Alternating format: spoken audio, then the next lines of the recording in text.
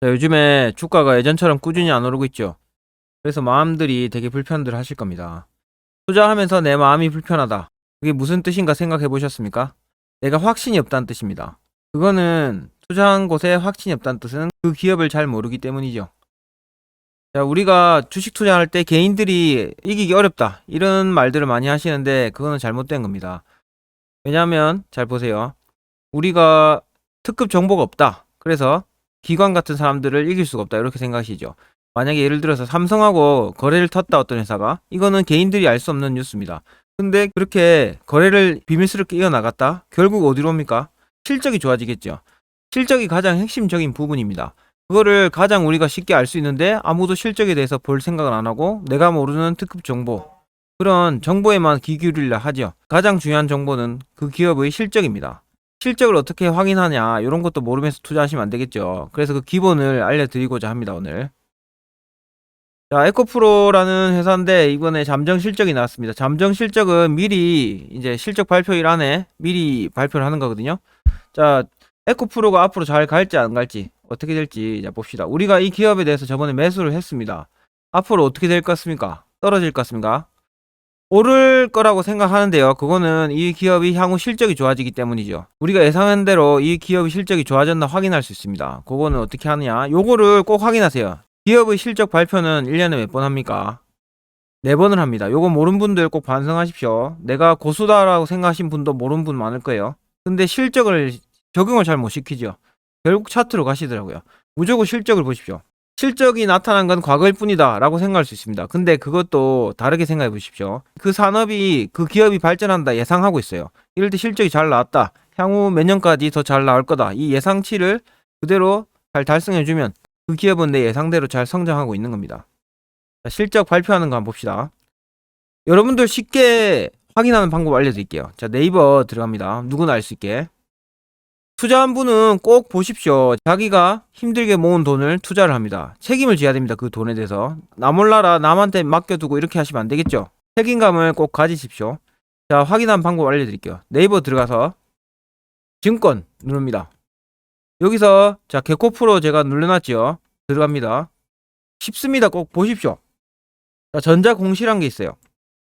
누르면 자 에코프로 2월달에 실적 발표했네. 2월 2일입니다. 발표했네. 요거 눌러보세요. 무서워서 못 누릅니다. 이렇게 나오면 너무 무서워요. 그냥 글자가 많기 때문에. 처음에는 무서울 수 있습니다. 근데 계속 보다 보면 안 무서워요. 보십시오. 우리가 에코프로를 투자했죠.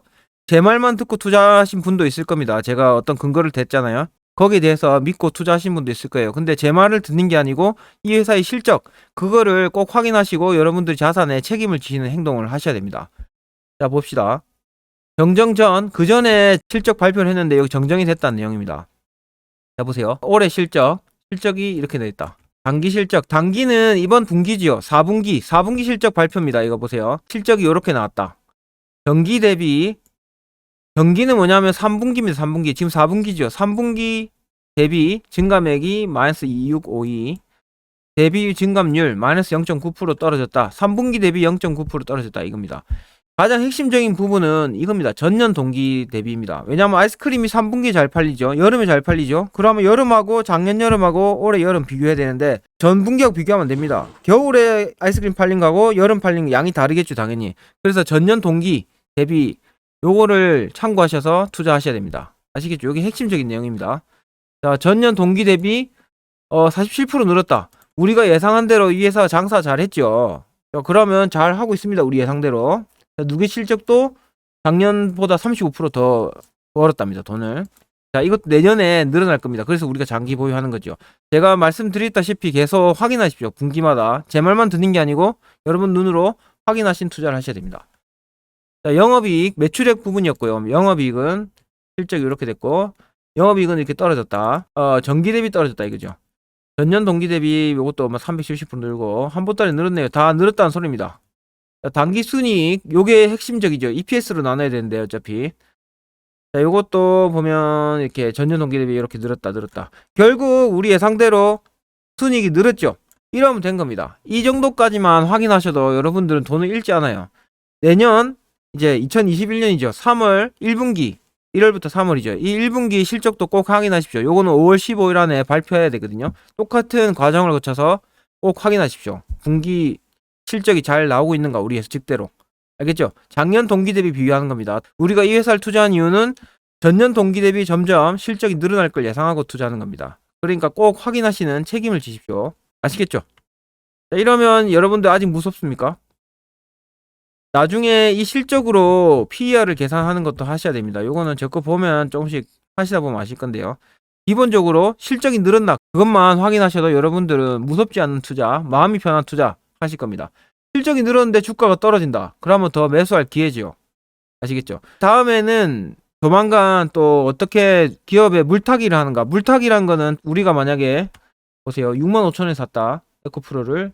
근데 조금 떨어졌다고 더 사고 이렇게 하면 안 되겠죠. 왜냐하면 내가 투자한 금액이 점점 늘어나면 되게 무거워지고 갑자기 폭락하면 못 참아요. 근데 그거를 어떻게 내 자산을 관리하나 그 방법에 대해서 알려드리겠습니다. 자, 오늘처럼 이렇게 실적 발표하는 거 꼭 눈여겨보시고 확인하는 습관을 기르십시오. 끝.